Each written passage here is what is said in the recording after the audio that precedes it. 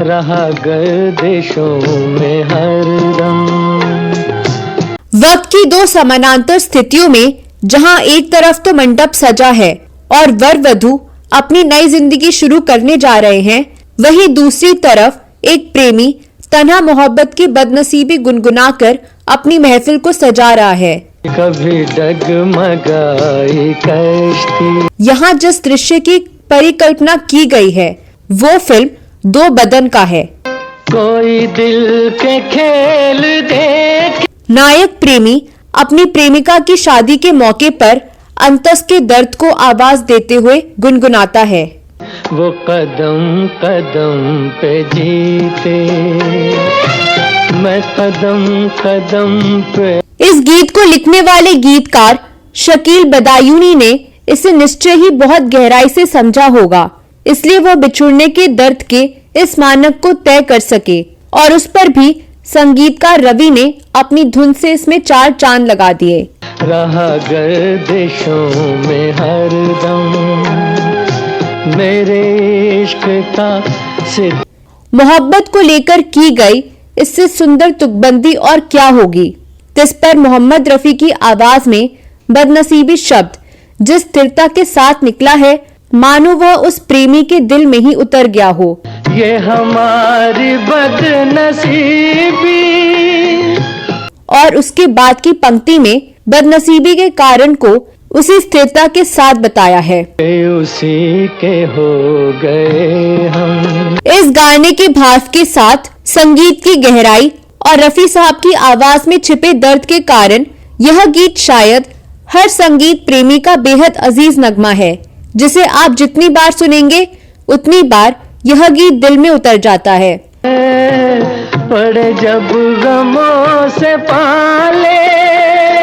इस वीडियो में दर्द से लबरेज इसी कालजयी नगमे के बनने के बारे में अत्यंत महत्वपूर्ण जानकारियां देने जा रही हूं, तो आप बने रहिए हमारे साथ।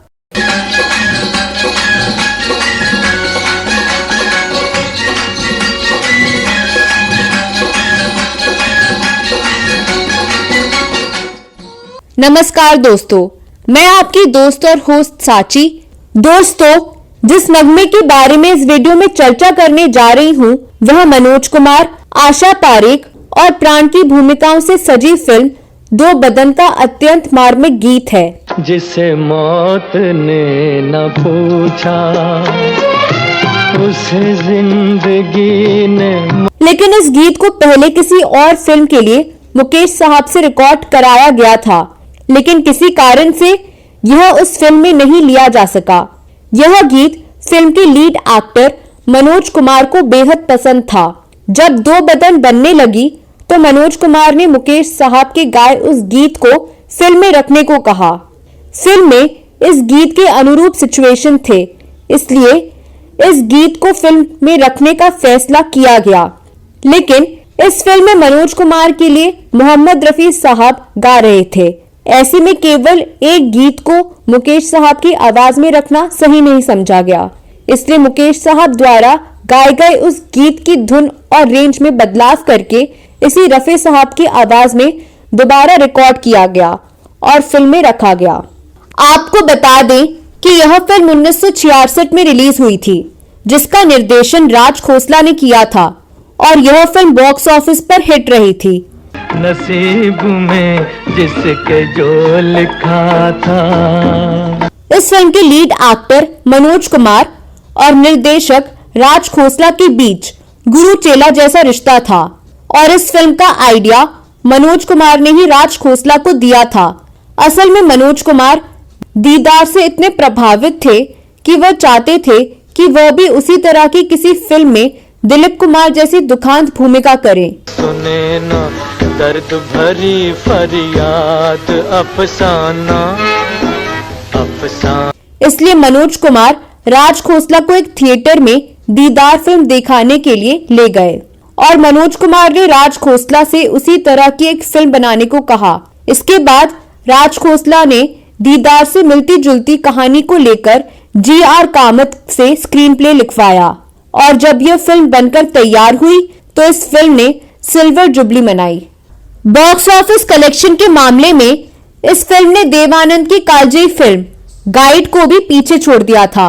भरी दुनिया में आखिर दिल को समझाने कहाँ। इस फिल्म के जरिए राज खोसला ने साबित कर दिया कि भावनात्मक दृश्यों और गीतों के पिक्चराइजेशन के मामले में गुरुदत्त के बाद उन्हीं का नाम आता है। शहीद के बाद मनोज कुमार का शानदार प्रदर्शन दो बदन में ही देखा गया। तेरी मोहब्बत के रास्ते में न। यही नहीं, इस फिल्म के जरिए आशा पारेख ने भी साबित कर दिया कि वह भी भावनात्मक भूमिकाएं कुशलता के साथ निभा सकती हैं।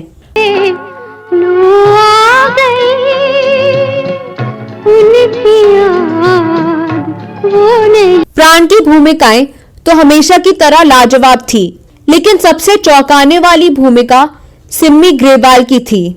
सिम्मी ग्रेवाल ने सार्वजनिक रूप से कहा था कि केवल दो बदन फिल्म में ही असली सिम्मी बाहर आई और उनकी भूमिका के लिए उनको सर्वश्रेष्ठ सह नायिका के लिए फिल्म फेयर अवार्ड मिला। पड़े जब गमों से पाले रहे मिट के मिटने। इस फिल्म के गीतकार थे शकील बदायूनी और संगीतकार थे रवि। इस फिल्म में 3 गाने रफी साहब के थे, एक गीत लता मंगेशकर का था और 2 गीत आशा भोसले के थे।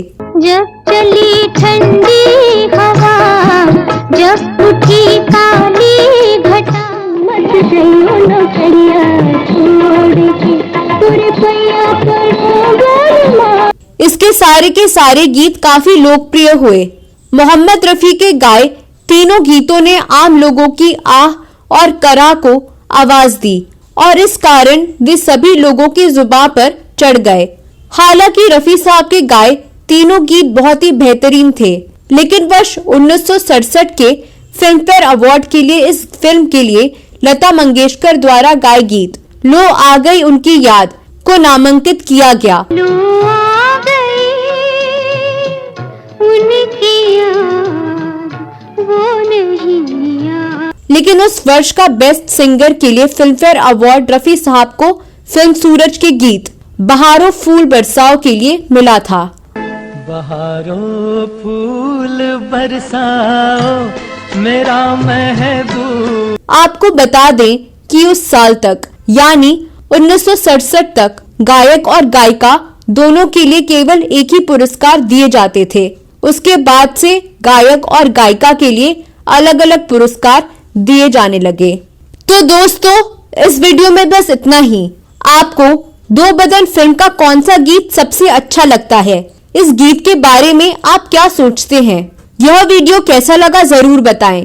दोस्तों, आपने अगर फिल्मों, गीतों और फिल्मी हस्तियों के बारे में जानी अनजानी और दुर्लभ जानकारियां देने वाला चैनल ग्रेट लेजेंड्स को सब्सक्राइब नहीं किया है तो तत्काल सब्सक्राइब कर लें।